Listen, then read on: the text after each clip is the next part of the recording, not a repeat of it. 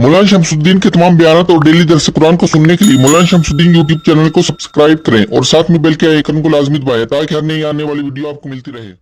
अऊज़ु बिल्लाहि मिनश्शैतानिर रजीम बिस्मिल्लाहिर रहमानिर रहीम अल्हम्दुलिल्लाहि रब्बिल आलमीन अर्रहमानिर रहीम मालिकि यौमिद्दीन इय्याका नअबुदु व इय्याका नस्तईन इहदिनस सिरातल मुस्तकीम सिरातल लज़ीना अनअमता अलैहिम गैरिल मग़ज़ूबि अलैहिम वलद्दाल्लीन आमीन। सूरह फातिहा जो कुरान मजीद की पहली सूरत है और उतरने के लिहाज से जो मुकम्मल सूरतें उतरी उनमें सबसे पहले कामिल सूरत यही उतरी है। इस सूरत की 7 आयात हैं। इस बात पर सबका इत्तिफाक है कि इसमें 7 आयात हैं और कुरान मजीद में सूरत का नाम सबो मिनल मसानी 7 आयात जो बार बार पढ़ी जाती हैं, ये नाम कुरान मजीद के अंदर इस सूरत का रखा गया है। वलक़द आतैनाका सबअ मिनल मसानी वल कुरानिल अज़ीम। इस सूरत के 2 नाम इस आयत में जिक्र किए गए, एक सबअ मसानी और दूसरा कुरान अज़ीम।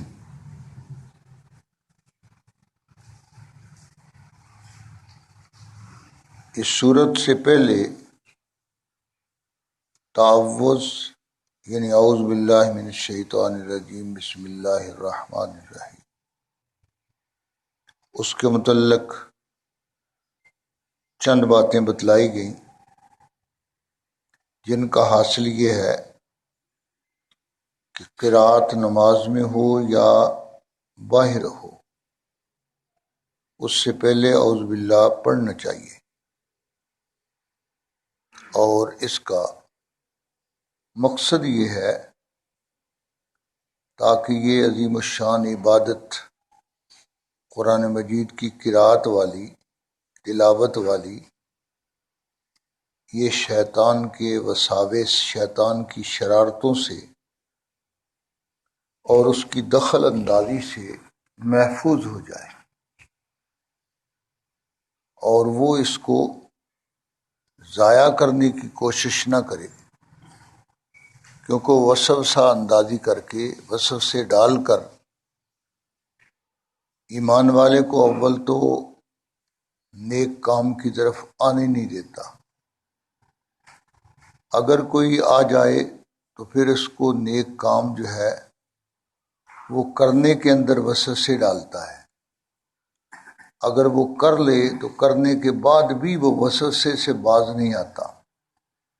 कोशिश करता है कि इसका ये नेक काम किसी तरह ख़त्म हो जाए, इसके नामे अमल से मिटा दिया जाए। इसलिए शैतान के उन सारे हमलों से बचाने के लिए उसका इलाज खालिक़ कायनात ने खुद तजवीज़ फरमा दिया कि अल्लाह की पनाह का जो किला है उसमें जब तुम आ जाओगे, दाखिल हो जाओगे,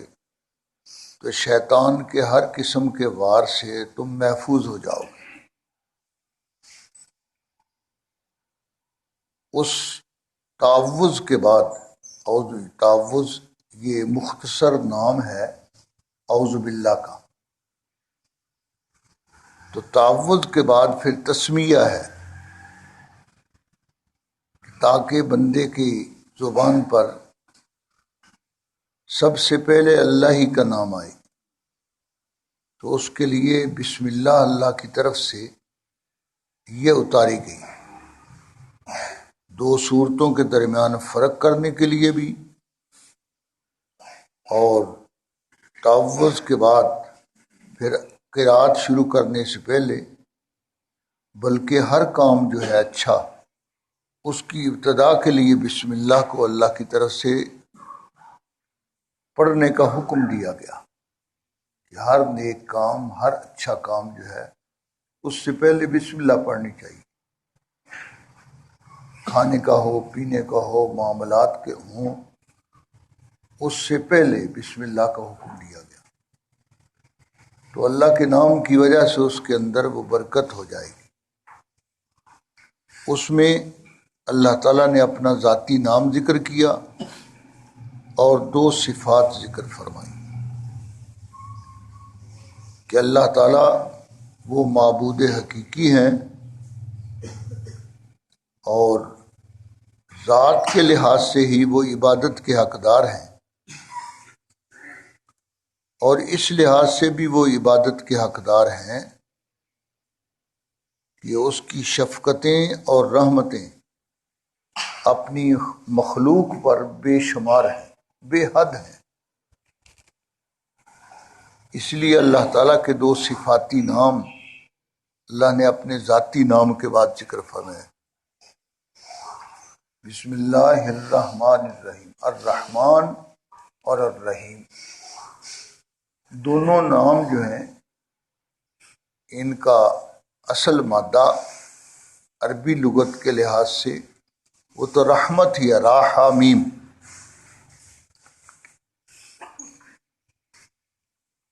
اور ہر ایک نام کی اپنی خصوصیات ہیں۔ جو الرحمن ہے یہ اللہ کی ذات کے علاوہ اور کسی پر بولا نہیں جا سکتا، جس طرح کہ اللہ کا ذاتی نام اللہ جو ہے یہ کسی مخلوق پر نہیں بولا جا سکتا۔ اسی طرح الرحمن اللہ کے صفاتی ناموں میں یہ ایسا نام ہے کہ جو مخلوق پر نہیں بولا جا سکتا، اور کئی نام ایسے ہیں کہ جو مخلوق کے لیے بھی بولے جاتے ہیں اور خالق کے لیے بھی استعمال ہوتے ہیں،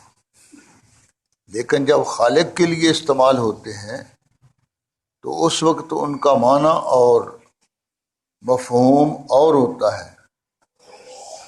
اور جب مخلوق کے لیے بولے جاتے ہیں تو وہ مخلوق کے لحاظ سے اس کا وہ معنی ہوتا ہے۔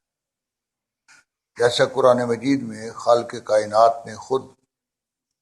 جناب رسول اللہ صلی اللہ علیہ وسلم کے بارے میں فرمایا، وَبِالْمُؤْمِنِينَ رؤوف الرحیم، یہ رؤوف اور رحیم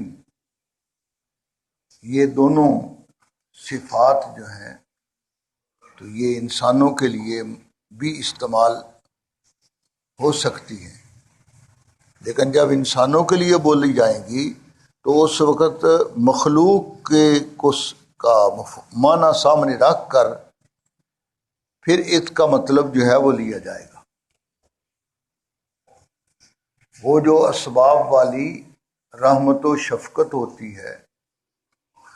وہ مراد ہوگی، اور اللہ تعالیٰ کی جو رحمت و شفقت ہے وہ اسباب کی محتاج نہیں۔ اللہ کی رحمت و شفقت وہ اسباب کی محتاج نہیں۔ الرحمن جو ہے تو یہ اللہ کے اسماء میں سے ایک ایسا اسم ہے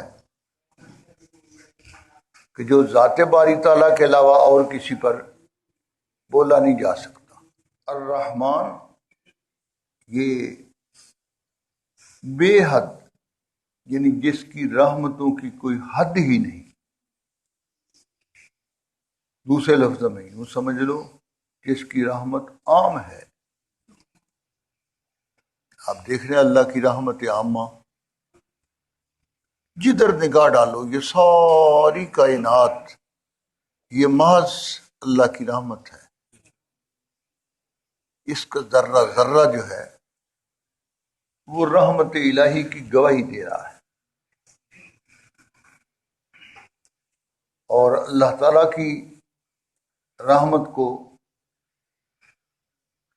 دیکھنے کے لیے یوں سمجھو کہ یہ ساری کائنات اس کا وجود ہی نہیں تھا،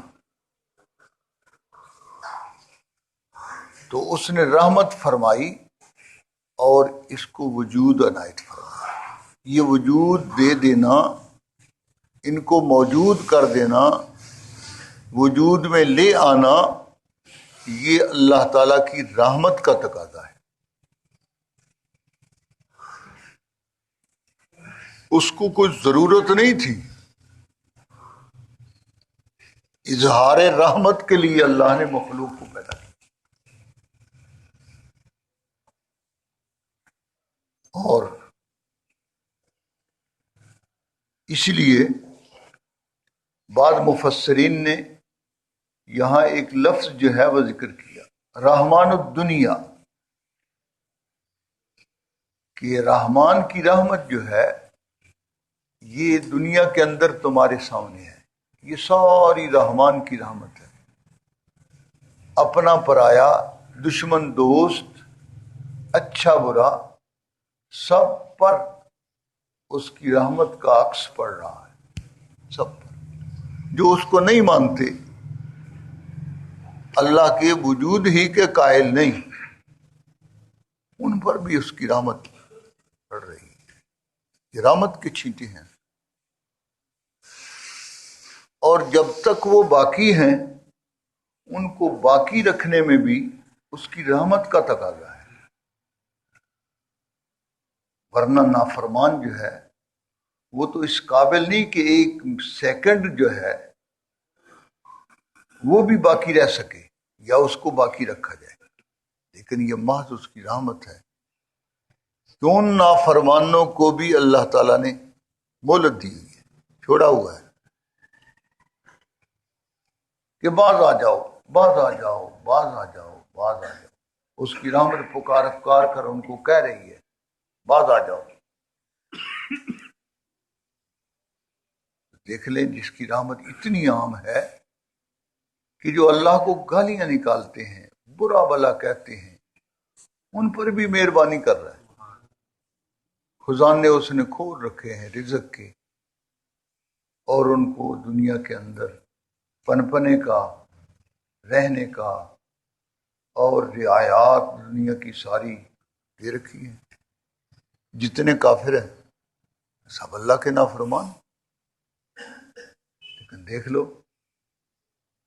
ان پر یہ ساری مہربانیاں، یہ رحمان کی رحمت ہے۔ تو رحمان اس کا معنی ہوا بے حد مہربان، وہ ذات کہ جس کی رحمت عام ہے۔ الرحیم، اس کے بارے میں مفسرین نے ایک لفظ ذکر فرمایا کہ الرحیم وہ ذات کہ جس کی رحمت مخصوص ہے، جس کی رحمت کی ایک حد ہے۔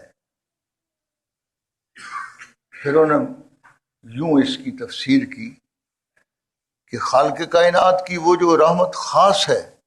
وہ اپنے خاص بندوں کے لیے ہوگی، کہ دنیا کے اندر تو کافر کو بھی دے رہا ہے، لیکن آخرت کے اندر وہ اپنے بندوں کو نوازے گا۔ اور یہ جو جنت میں داخلہ ہے یہ رحیم کی رحمت کا تقاضا ہے، کہ اس دن سارے انعامات، سارے تمغہ جات، ساری مہربانیاں وہ سب کی سب وہ ایمان والوں پر ہوں گی قیامت کے دن۔ اور جو کافر ہوگا، جو اس کا نافرمان ہوگا، اس پر اللہ تعالی کا غضب جو ہے، اللہ کی جو ناراضگی ہے، یہ اس پر ٹوٹے گی۔ تو رحیم جس کی رحمت خاص ہے کہ اپنے خاص بندے جنہوں نے دنیا کے اندر اللہ کی اطاعت و فرما برداری کی، اس پر ایمان لائے اور اپنی ہمت کے مطابق اس کو راضی رکھا، تو کل قیامت کے دن وہ اس راضی رکھنے کی وجہ سے، فرما برداری کی وجہ سے اس کی خاص رحمتوں کے حقدار ہوں گے، اور وہ ان کو ایسی نعمتیں عنایت فرمائے گا جن نعمتوں کا دنیا میں تصور بھی نہیں ہو سکتا، جنت کی جو نعمتیں ہیں تو اس کے متعلق اللہ تعالیٰ نے قرآن عزیز کے اندر ارشاد فرمایا، کوئی نفس نہیں جانتا ما اخفی لہم من قرۃ اعین جزاء بما کانوا یعملون، فرمایا کہ کسی نفس کو یہ معلوم نہیں کہ اللہ تعالیٰ نے ان کے لیے کیا کیا چھپا رکھا ہے۔ جنت کی ساری نعمتیں جو ہیں ان کو بس یوں اشارے کے اندر ذکر کر دیا، فرمایا کسی کو پتہ نہیں۔ ہمارے پیغمبر علیہ السلام کو جنت کا کچھ نظارہ دکھایا گیا تاکہ اپنی امت کو اس کے بارے میں ترغیب آپ دیں۔ بقیہ رہا کہ جنت کے اندر کتنی نعمتیں ہیں، لا تعداد نعمتیں، لا تعداد۔ تو عرض میں یہ کر رہا تھا کہ یہ رحمان کی رحمت کا تقاضا ہے، یہ ساری کائنات جو آپ کے سامنے موجود ہے، نظر آتی ہے یا نہیں نظر آتی، یہ ساری کائنات یہ رحمان کی رحمت کا تقاضا ہے، اور آخرت کے انعامات یہ رحیم کی رحمت جو ہے اس سے ملیں گے۔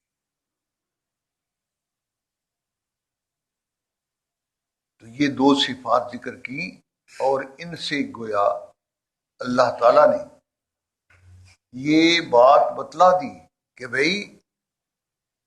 میرا عبادت والا جو حق ہے وہ اس لیے بھی بنتا ہے کہ میں بے حد مہربان اور بہت زیادہ بے انتہا رحمت کرنے والا ہوں، بے حد مہربان بھی ہوں، یعنی رحمت و شفقت کی وجہ سے بھی معبود میں ہی ہوں۔ عبادت والا حق جو ہے وہ میری رحمانیت اور رحیمیت کی وجہ سے بھی عبادت والا حق میرا ہی ہے۔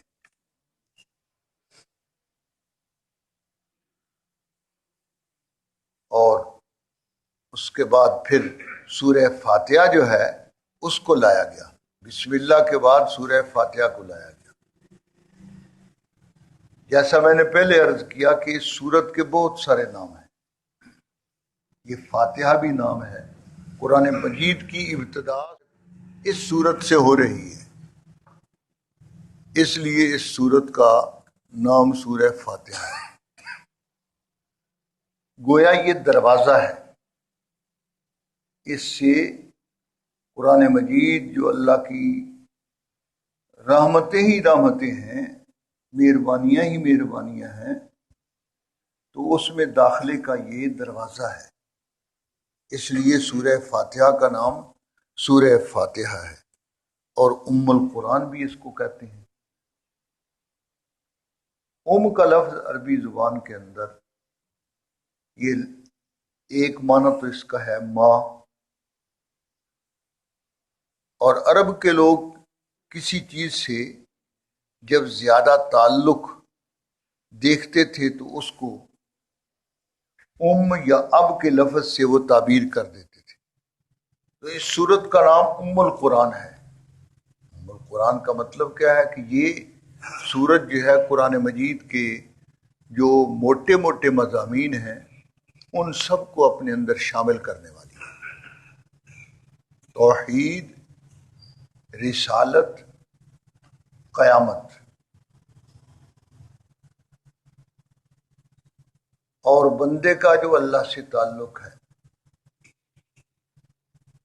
اور پھر قرآن کو ماننے والے اور نہ ماننے والے، یہ سارے مضامین جو ہیں اس سورت کے اندر اللہ تعالیٰ نے سمیٹ دیے، اور اس کی تفصیل مختصر چھوٹی تفصیل جو ہے وہ سورہ بقرہ ہے، اور آگے جو پوری تفصیل ہے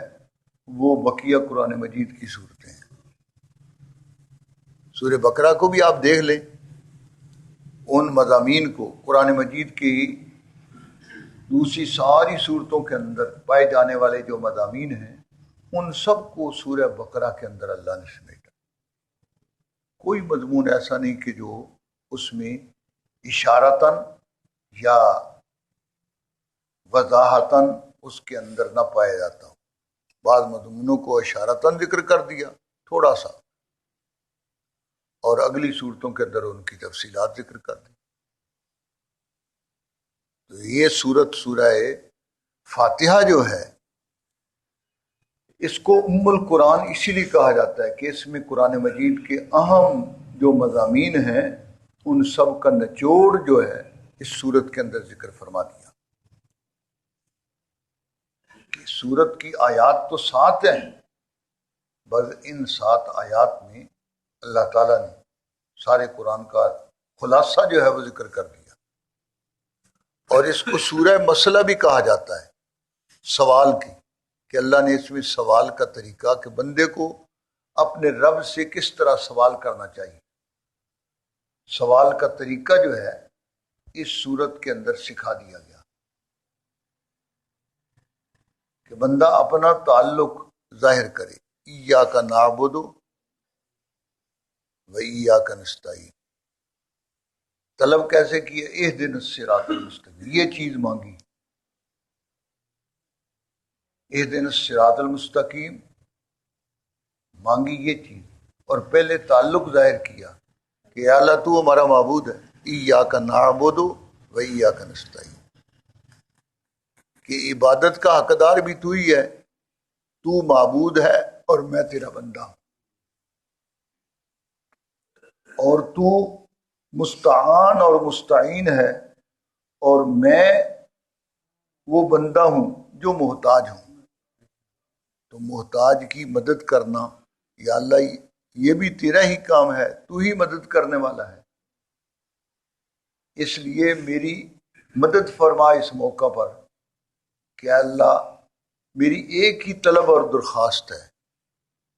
اور وہ درخواست آگے پیش کی، اہدنا الصراط المستقیم، کہ سیدھا رستہ جو ہے اس پر چلائے رکھ، ثابت قدمی نصیب فرما۔ اہدنا الصراط المستقیم میں ہدایت جو مانگی گئی ہے، اس ہدایت کا مطلب مسلمان کو کہا گیا کہ اپنی ساری نمازوں کے اندر یہ مطالبہ تم برقرار رکھو، اور یہ مطالبہ جو ہے